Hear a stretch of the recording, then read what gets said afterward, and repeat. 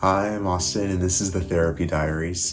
Dear Diary, thank you for letting me share my story. I'm just grateful for another date at the top and a signature at the bottom because the best has still yet to be written.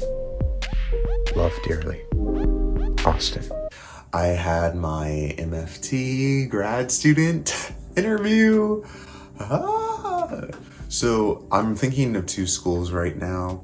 One, well, they're both Christian. One of the programs is in person for 2 years, and it's close to me, but it's still a drive. Tuesday and Thursday I have to be in person. And then the other is online, 80,000, 2.5 years. I was struggling back and forth. I set up the interview for next week to at least just talk with them and see if I can get into the program. Excuse me, I don't know how to have the hiccups, the program. But this first one, it went really well. The interview went really well. Yay!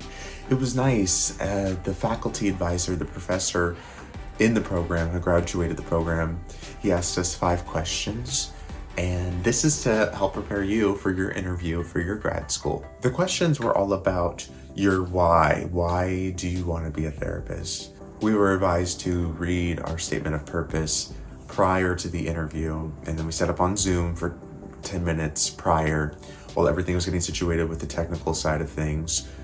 We just all took a breath, and we were reminded that it's a collaborative effort, that we're not trying to interrupt each other or step on each other's toes, that we all have essentially the same goal of answering the questions, learning and growing from each other, and that it's a good experience. It was exactly that. I'm an empath, so I feel people's energy, so I feel the nerves. And the 2 people I was in the room with, I think it went really well. I think we all answered elegantly. Even him said, oh, it's nice to get a group of articulate folks. So that was nice to hear that I'm articulate. I can say some words. There are so many steps: writing the statement of purpose, getting the letters of recommendations. Some programs require the GRE. A lot of them don't, but some do. So I'm not a good standardized test taker at all. I had to do Sylvan to even get through the SAT, ACT for college. And even then it was rough, but I still got into my university. But I think I have testing anxiety, and that's a whole nother episode. There's nothing to fear for your interview into the program. That's one of the last steps. I'm really happy with how it went. I wasn't nervous at all. He made it a really welcoming environment, and it was just kind of, he did say in the beginning that if the answers were too long, he might pause us, but not to be alarmed.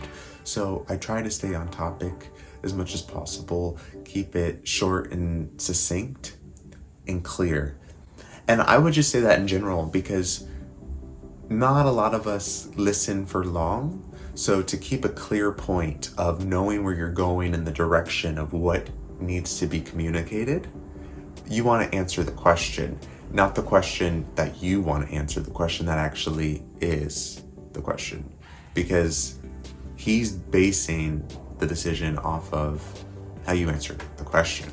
So you can't answer the wrong question. But there are no wrong answers. It's what it means to you, and we all have different reasons of why we become what we want to become, whether it's a calling.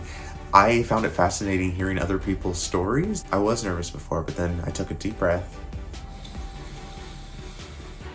held it,